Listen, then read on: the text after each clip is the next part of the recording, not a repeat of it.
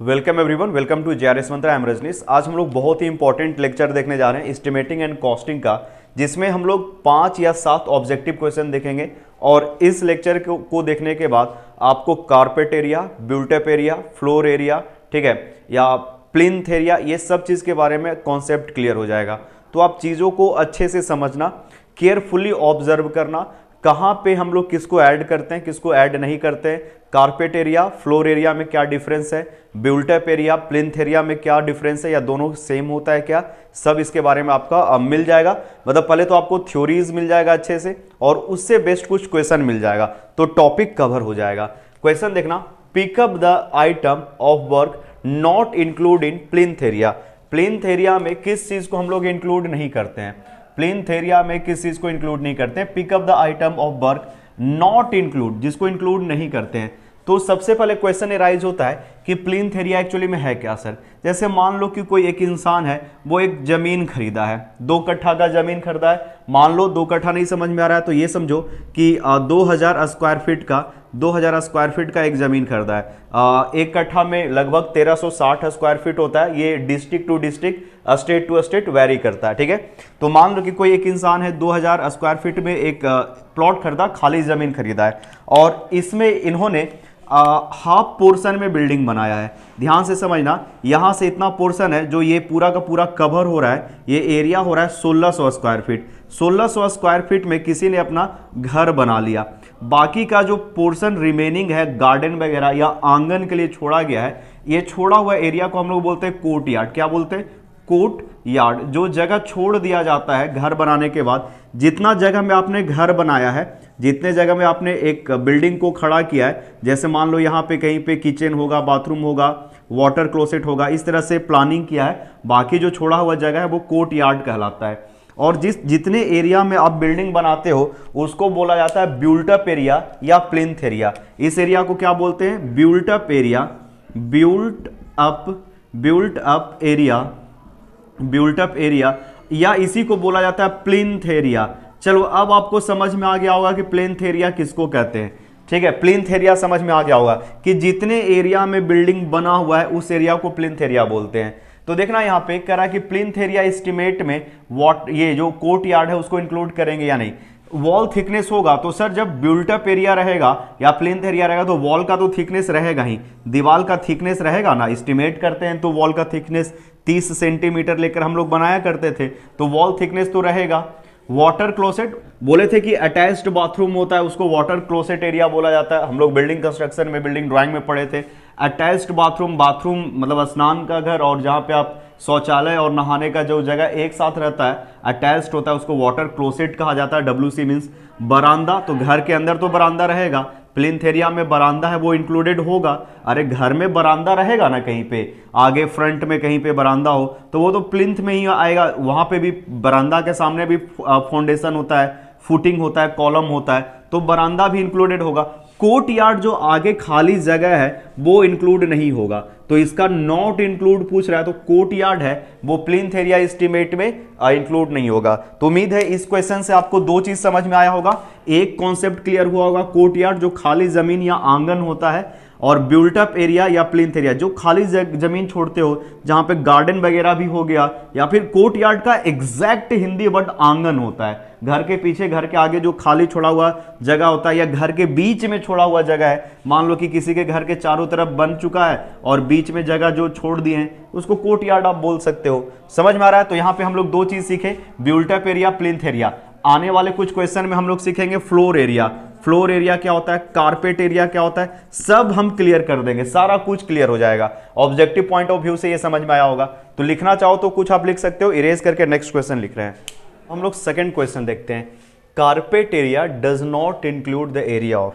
पहले तो हम लोग समझेंगे बाबू कि कारपेट एरिया कहते किसको है, what is the meaning of carpet area.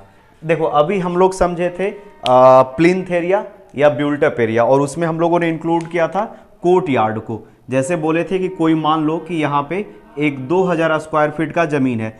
चीजों को समझो, मतलब बस इसका ऑप्शन नहीं बता रहे, देखो इसका ऑप्शन ये होगा। हम चाह रहे हैं कि चीजों को आप समझो, ठीक है। बहुत डिटेल में हर एक सब्जेक्ट को बताते हैं ठीक है, यहां भी उसी तरह से होगा। कभी भी हम ऐसा नहीं किए, टॉस भी पढ़ाएं बाबू तो बहुत डिटेल से थ्योरी बताएं, और जितना थ्योरी बताएं उसे 4 गुना आपको न्यूमेरिकल करवाए थे। ठीक है, तो अब देखो, चलो काम की बात, 2000 स्क्वायर फीट का कोई खाली ज़मीन है, इसमें किसी ने एक बिल्डिंग बना लिया, कुछ इस तरह से एक बिल्डिंग बनाया, और वो बिल्डिंग बना रहा है मान लो 1500 स्क्वायर फीट में, 1500 स्क्वायर फीट में वो एक बिल्डिंग बना ले रहा है। ठीक है, तो जितना एरिया में वो बिल्डिंग बनाया है, ये बिल्डिंग का एरिया कहलाएगा, ये एरिया कहलाएगा प्लिंथ एरिया या बिल्ट अप एरिया। इस एरिया को क्या बोलते हैं सर? प्लिंथ एरिया, या इसी को बोला जाता है बिल्ट अप एरिया, जिसमें अगर आप देखो कि वॉल वगैरह इंक्लूड होता है। प्लिंथ एरिया समझ में आ रहा है? देखना, ध्यान से समझना, हम ये बोल रहे हैं कि एक बिल्डिंग है कुछ ऐसा, जिसमें एक यहाँ पे किचन है, KITCHEN किचन है, जिसमें हम लोगों ने इधर दीवार बनाया, वॉल तो रहेगा ही, वॉल रहेगा, और ये किचन में भी दीवार रहेगा, विंडो और डोर भी रहेगा। ठीक है, तो ये जो रूम है, ये रूम है, रूम का जो एरिया होगा जिसमें आप कारपेट बिछाओगे, ठीक है, वो एरिया कहलाएगा कारपेट एरिया। इसको क्या बोलेंगे? कारपेट एरिया, इसी को बोला जाता है carpet area. Carpet area, kitchen के एरिया को कारपेट एरिया हम लोग नहीं कहते हैं। कारपेट एरिया में क्या हो गया सर? जो रूम है, लिविंग रूम है, जो स्लीपिंग रूम है, जो मेन रूम है, ये सब जो एरिया होता है ये आता है कारपेट एरिया में। किचन का एरिया, बालकोनी का एरिया, बाथरूम का एरिया, ठीक है, ये सब एरिया जो है वो कारपेट एरिया में नहीं आता है। जहां जिस रूम में आप पढ़ते हो, जिस रूम में आप सोते हो, ये रूम हो गया आपका कारपेट एरिया वाला। ठीक है, वो एरिया जो हो गया कारपेट एरिया। कारपेट एरिया में दीवार इंक्लूड नहीं किया जाता है, जो बचा हुआ स्पेस है उसी को कारपेट एरिया बोलते हैं। तो कारपेट एरिया समझ में आ गया। कारपेट एरिया में दीवार इंक्लूड नहीं करते, प्लिंथ एरिया में दीवार इंक्लूड होता है। कारपेट एरिया तो रूम का या लिविंग रूम का जो वर्किंग एरिया है, जो खाली जगह है जिस पे आप कारपेट या कालीन बिछा सकते हो, वो हो गया कारपेट एरिया। किचन का एरिया कारपेट एरिया में नहीं आता है। दीवार को जो जगह दीवार का है वो भी कारपेट एरिया में नहीं आएगा। बालकोनी हो गया, वो भी कारपेट एरिया में नहीं आएगा। स्टोर रूम, वो भी कारपेट एरिया में नहीं आएगा। स्टोर रूम जहां पे सामान वगैरह रखा जाता है। तो देखना, द वॉल का एरिया क्या कारपेट एरिया में आएगा? नहीं सर, कारपेट एरिया में वॉल का एरिया नहीं आएगा। Carpet area does not include area of wall along with the door and window and other opening. तो दीवार है, दीवार में बहुत तरह का डोर और विंडो लगा हुआ है, तो दीवार है वो नहीं आएगा। डज नॉट इंक्लूड, क्या इंक्लूड नहीं करते हैं? तो वॉल इंक्लूड नहीं करते हैं, ये तो करेक्ट है, सही है, इंक्लूड नहीं करते। बरामदा इंक्लूड नहीं होता है। कॉरिडोर एंड पासेज ये सब इंक्लूड नहीं होता है। कारपेट एरिया में सिर्फ लिविंग रूम और रूम का एरिया होता है, जिसमें आप पढ़ते हो या जहां आप सोते हो वही रूम इंक्लूड होता है। इसके बाद देखना, बाथरूम एंड लेबोरेटरी। देखो बहुत अच्छा वर्ड यूज किया यहां पे, bathroom and laboratory, kitchen and pantry, ये सब भी यूज नहीं होता है। बाथरूम, किचन ये यूज नहीं होता है। सर ये लेबोरेटरी क्या होता है? बाथरूम के बगल में जो बेसिन का जगह होता है उसी को लेबोरेटरी बोलते हैं। बेसिन जहां पे लगा होता है, देखना किसी के बाथरूम, कहीं कहीं पे घर में बाथरूम के जस्ट बगल में बेसिन वगैरह लगा होगा, उस स्पेस को लेबोरेटरी बोलते हैं। किचन नहीं आता है। किचन और पैंट्री एंड पैंट्री, किचन जहां पे है उसी के पास में एक छोटा सा रूम होता है जहां पे खाने का सामान रखा होता है। पैंट्री, ठीक है, पैंट्री एक छोटा सा स्पेस होता है जिसमें किचन से रिलेटेड सामान होता है। लेबोरेटरी में बाथरूम के बगल में एक बेसिन का स्पेस होता है। तो ये सब कारपेट एरिया में नहीं आता है। कारपेट एरिया में सिर्फ वो एरिया आएगा जो लिविंग रूम और रूम में रहेगा। ठीक है, किचन, बालकोनी ये सब नहीं आएगा। ऑल ऑफ द अबव, तो क्या क्या नहीं इंक्लूड करते हैं? तो सारा, ये सारा तीनों चीज इंक्लूड नहीं किया जाता है। तो ऑल ऑफ द अबव सारा आंसर है वो करेक्ट होगा। कारपेट एरिया में सिर्फ रूम और लिविंग रूम का जो स्पेस होता है वो, तो सर ये किचन, ये फ्लोर एरिया में इंक्लूड होता है। देखो यहां पे हम बोल रहे हैं कि फ्लोर एरिया जो होता है बाबू, फ्लोर एरिया होता है, फ्लोर एरिया होता है, वो होता है क्या? तो plinth area minus plinth area minus wall area. Wall का जो एरिया है, यानी सबसे ज्यादा प्लिंथ का एरिया होता है। प्लिंथ एरिया में से आप दीवार का जो एरिया है वो घटा दोगे तो फ्लोर एरिया आएगा। फ्लोर एरिया से भी कम होता है कारपेट एरिया, सबसे ज्यादा क्या होता है सर, तो प्लिंथ एरिया सबसे ज्यादा होता है जिसमें दीवार भी करते हैं। उसके बाद क्या आता है sir, floor area. Floor area से कम होता है कारपेट एरिया। कारपेट एरिया में सिर्फ रूम और लिविंग रूम का एरिया को इंक्लूड करते हैं। किचन का एरिया, ये सब जो इंक्लूड होता है वो फ्लोर एरिया में होता है। फ्लोर एरिया होता है plinth area minus wall area. ये भी फॉर्मूला है, कहीं कहीं आपसे पूछा जा सकता है, ठीक है। चलो अब इसका करेक्ट आंसर ये है। आप कुछ लिखना चाहो अपने लैंग्वेज में लिख सकते हो, पॉज करके हम आगे बढ़ते हैं। तो अब हम लोग नेक्स्ट क्वेश्चन देखते हैं। 2 क्वेश्चन और बचा हुआ है, इसको भी देख लेते हैं। देखो क्वेश्चन क्या बोल रहा है कि the floor area include the area of balcony up to. जब आपको बैल्कोनी का एरिया मालूम होगा तो उस बैल्कोनी का एरिया का कितना % आप उसको फ्लोर एरिया में इंक्लूड करोगे। तो पहले तो आपको हम बता देते हैं कि फ्लोर एरिया होता क्या है। फ्लोर एरिया बता दे रहे हैं बाबू, उसके बाद आप समझना कि कैसे हम लोग इंक्लूड करते हैं। जैसे मान लो कि ये 2 रूम का बिल्डिंग है, ठीक है। एक रूम है जो किचन का है, दूसरा रूम है वो क्या है, मेन रूम है, लिविंग रूम है। तो ये जो बचा हुआ स्पेस है, जो वर्किंग स्पेस है, ये कहलाता है फ्लोर एरिया, जो वर्किंग स्पेस है। और इसी फ्लोर एरिया में अगर आप ऐड कर देते हो वॉल का एरिया, वॉल का भी एरिया कहीं ना कहीं तो है, जहां पे आपको कहीं पे दिख रहा होगा वॉल का एरिया, तो ये रहा एरिया ऑफ द वॉल, यही है ना एरिया ऑफ द वॉल। और ये जो एरिया ऑफ वॉल आपने ऐड कर दिया है फ्लोर एरिया में, वॉल का एरिया अगर आपने ऐड कर दिया है तो ये एरिया कहलाता है प्लिंथ एरिया। ऑलरेडी हम बता चुके थे प्लिंथ एरिया में क्या इंक्लूडेड होता है, floor area plus wall area. Formula भी याद रखोगे। अगर ये किचन है और ये रूम है तो ये फ्लोर एरिया का जो पार्ट होगा वो कारपेट एरिया होगा। कारपेट एरिया में किचन का एरिया इंक्लूड नहीं होता है, ठीक है। फ्लोर में क्या होगा सर, किचन इंक्लूड होगा, तो हाँ किचन होगा, बैल्कोनी होगा, सारा कुछ इंक्लूडेड होगा फ्लोर एरिया में।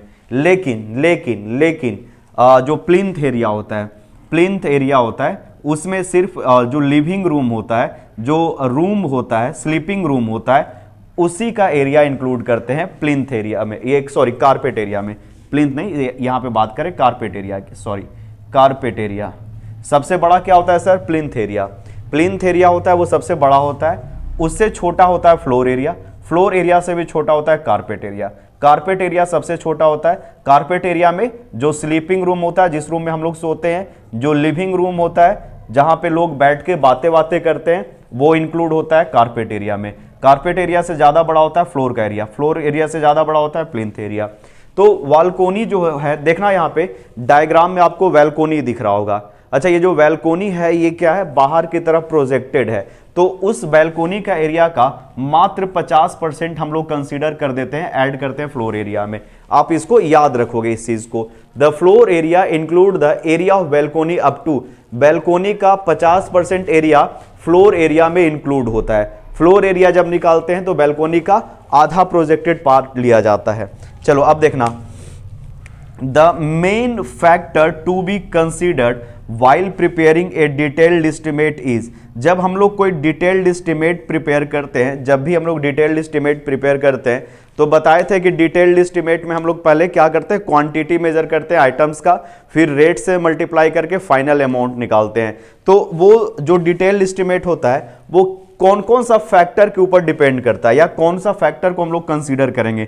The main factor to be consider while preparing a detailed estimate, तो location of site and local labour. हाँ, अगर साइट बहुत दूर है तो ट्रांसपोर्टेशन चार्ज, अगर मतलब बहुत रिमोट एरिया में बहुत दूर है तो आपको पैसा देना पड़ेगा। लोकल अगर लेबर अवेलेबल नहीं है तो भी आपको बहुत पैसा लग जाएगा। ट्रांसपोर्टेशन ऑफ मटेरियल, ये भी डिपेंड करेगा। अवेलेबिलिटी ऑफ मटेरियल, मटेरियल की उपलब्धता लोकली अवेलेबल है या नहीं है, तो ये तीनों फैक्टर के ऊपर डिपेंड करेगा। So correct answer going to be all of the above. ठीक है, उम्मीद है आपको समझ में आ रहा होगा। अब हम यहां से कुछ क्वेश्चन आपको करवाएंगे थ्योरेटिकल एस्टिमेटिंग एंड कॉस्टिंग का, 4 या 6 नंबर का, और उसके बाद एक बरामदा का क्वेश्चन जो 2018 में पूछा गया है, उसका डिटेल्ड एक्सप्लेनेशन मिलेगा आपको। ठीक है, तो पॉज करके नोट कीजिए, मिलते हैं नेक्स्ट लेक्चर में। Thank you.